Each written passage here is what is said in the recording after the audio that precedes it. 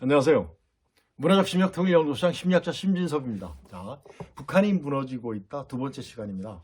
그래서 전번 시간은 북한의 최근 동향, 김정은의 동향에 대해서 여러분들께 말씀드렸었습니다. 그래서 그것을 기본으로 해서 북한 붕괴 조건을 그리고 북한의 붕괴 조건과 그다음에 북한 붕괴 촉진 요인에 대해서 말씀드리고 시간이 되면 북한의 사회 심리에 대해서 말씀드리도록 하겠습니다. 자, 북한의 붕괴 조건 바로 뭐죠? 북한 내에서 급하고 심각한 혼란이 발생하면 어때요? 이 자체가 바로 이제 급변 사태라고 그랬죠. 이 자체가 바로 붕괴 조건이에요. 두 번째, 북한이 발생한 상황을 자구적으로 해결할 수 있는 능력이 된다면 어때요? 만일 예를 들어서 천재지변이죠. 산불이라든가 이런 것이 굉장히 심각하게 우리나라에 막 30여 곳이 막 한꺼번에 동시에 발생했지 않습니까? 분명히 어떤 북한이 개입된 상황이겠지만 그러면 어떻게 돼요? 이것도 천재지변으로 볼 수 있는데 우리나라는 어떻게 했습니까? 전부 다 자구적으로 해결이 됐죠. 원상복귀 돼 가고 있습니다. 이런 것들이 바로 뭐냐면 자구적으로 해결한 능력인데 북한이 해결할 수 있다. 없을 때 나오는 현상들이에요. 북한 붕괴 조건이 바로 두 번째다. 이런 것들이 붕괴 조건이에요. 북한은 어때요? 그런 현상들이 나오죠. 나옵니다. 나오고 있어요, 지금. 그 다음에 북한 붕괴 촉진 요인이 바로 뭐냐면 오랜 기간에 걸친 독재 정권의 폐해들이 나타나는 거죠. 그러니까 북한 주민들이 얼마나 뭘 느낍니까?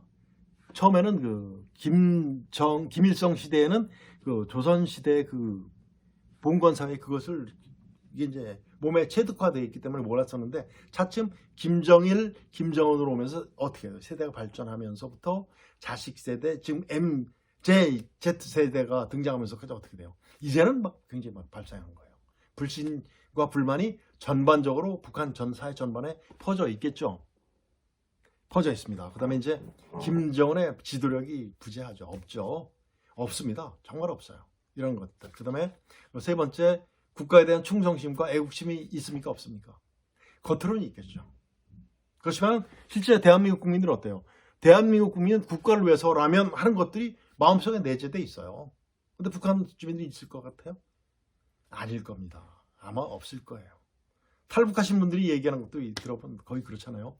그럼 네 번째 가장 중요한 것이 바로 뭐죠? 북한 주민들의 의식이 변화됐다는 거예요. 외국에서 들어오는 모든 정보라든가 특히 이제 우리가 보내주는 모든 매스컴을 통해서 보는 어떤 모든 것을 통해서 어떻게 됐어요? 북한 주민들이 의식이 변화하고 있습니다. 완전 지금 거의 변했을 거예요. 인본주의적인 의식으로 변해져 있겠죠. 인본주의. 그러다 보니까 최초는 장마당입니다. 장마당이 등장함으로써 사유재산, 그러니까 뭐예요? 자본주의 사상이죠. 그러다가 이제 자유민주주의 사상으로 바뀌면서 인권 유린에 대한 불신 같은 거, 북한에 사는 인권 유린의 불신, 이런 것들이 인본주의 사상이 싹트게 만드는 계기가 됩니다. 이런 것들이 바로 북한 주민들이 의식이 변화하고 있다는 거죠. 가장 중요한 겁니다.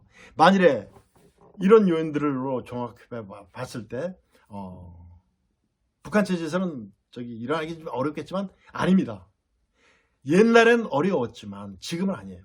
보십시오.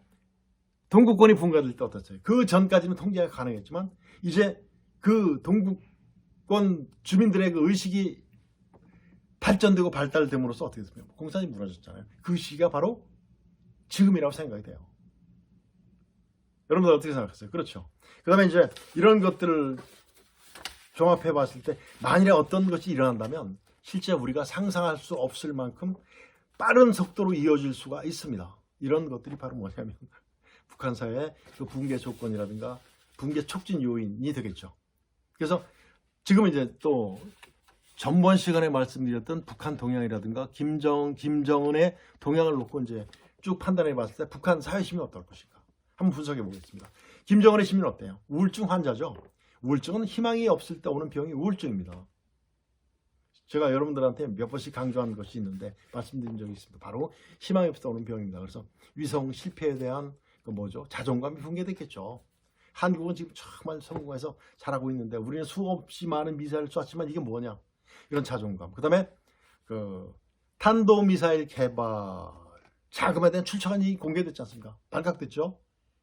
해커들이 이제 전부 다 이제 해서 약 3조 8천억 원 정도를 들어간 것이 이제 밝혀졌습니다. 아마 그 이상일지도 모르겠습니다만 어때요? 각국의 대응 전략이 강화됐겠죠. 큰일 났습니다. 이런 것들. 그 다음에 핵과 미사일을 아무리 개발하고 그래도 영향력이 별로 없어요. 영향력이 없습니다. 이런 것들. 그 다음에 이제 한국이 국제적으로 굉장히 어떻게 보면 위상이 높아졌잖아요. 그리고 대한민국 우리 정부가 북한의 비핵화 그리고 또 뭐 있어요? 북한의 인권 개선 이라는 투 트랙이잖아요. 두 가지 대북 정책을 균형화해서 아주 추진하고 있잖아요. 이런 것들. 그 다음에 이제 한국 정부의 자유민주주의, 그 다음에 정의를 굉장히 강조하고 있죠. 이게 바로 뭐죠? 인본주의 정책의 홍보예요. 강화예요. 이런 것들. 봤을 때 어때요? 정말 그렇겠죠.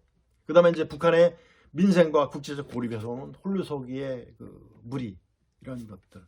그리고 이제 중국과 러시아가 충분히 북한을 지원해 줄 수 없다는 것.